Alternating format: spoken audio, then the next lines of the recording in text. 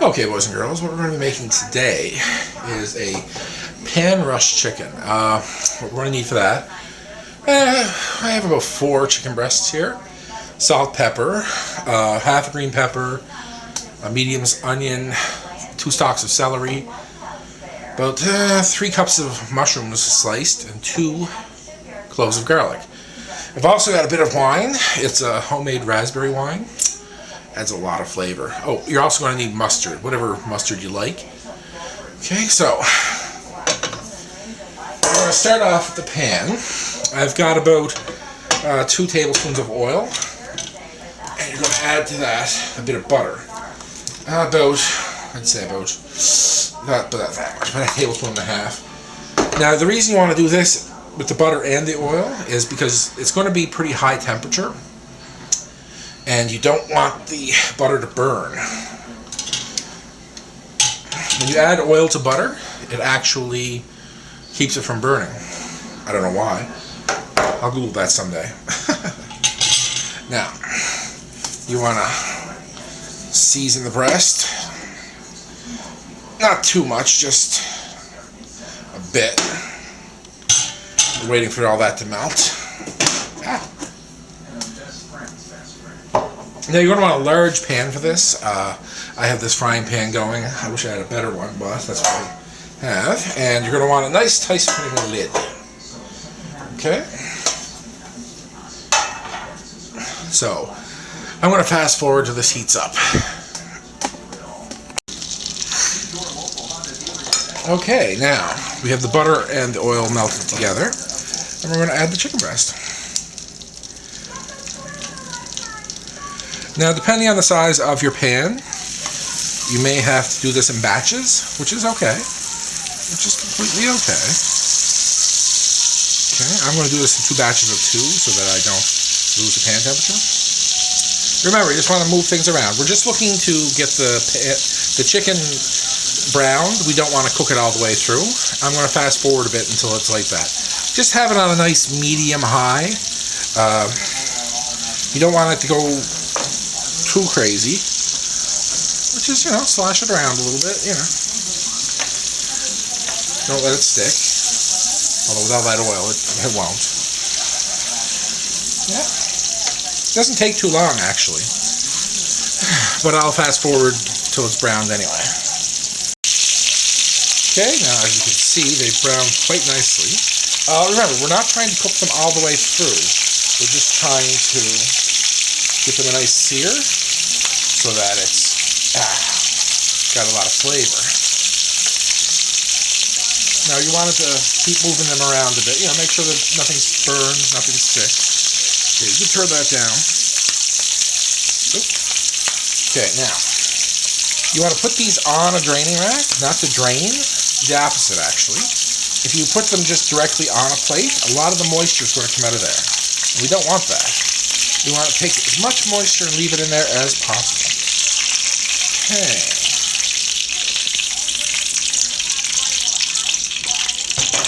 Now we've got this beautiful pan with the butter, which is clarified, a bit of oil, a lot of flavor from the chicken, and the seasoning from the chicken. We're just going to take this, and we're going to dump that right in there.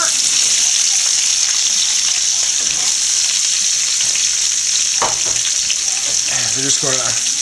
Now this is on about a medium now. It was on medium-high to do the chicken, but we've reduced it. Okay, we're just going to saute just for a minute. Just toss everything, make sure everything's coated evenly, Usual drill. Okay, we're going to give that a minute on medium or so, just to cook up a little. We're not trying to do much with it, just get a little bit of flavor in the onions by sauteing. Let's fast forward to that. Okay, now we got this a little bit sauteed. Remember, we're not trying to cook it to death. From here we add about a tablespoon of mustard, and a little bit more never hurt.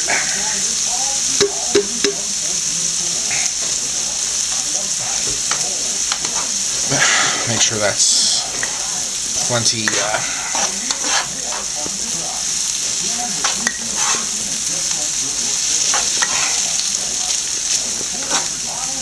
Don't worry about the non-stick coating on my pan. It's long since given up the ghost.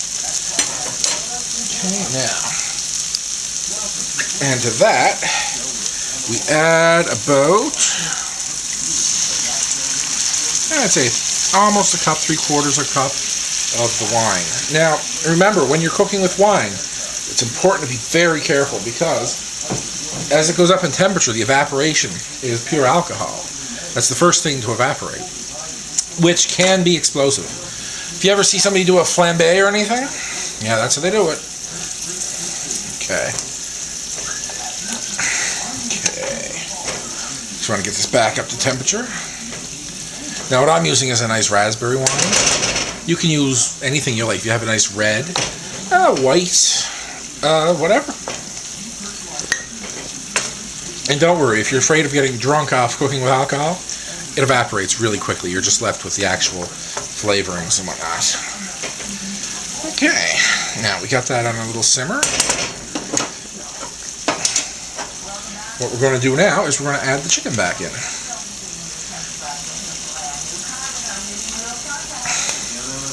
This is where the chicken actually cooks.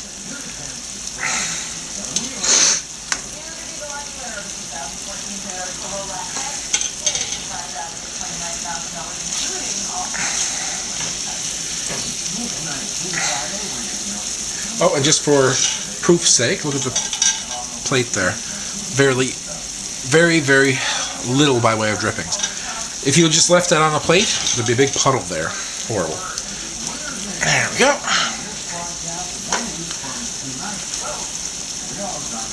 I want to get that in there.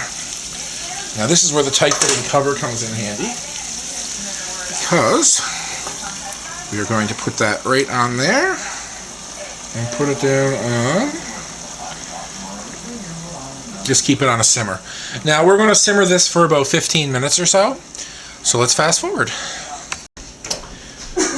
Okay, and here we have the finished product. The juices and everything have all soaked into the chicken. Everything's cooked beautifully. So we just take these. Here we want to actually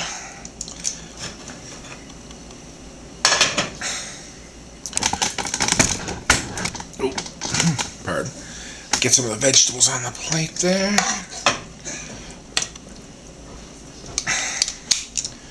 And we want to put a nice, pretty little chicken breast.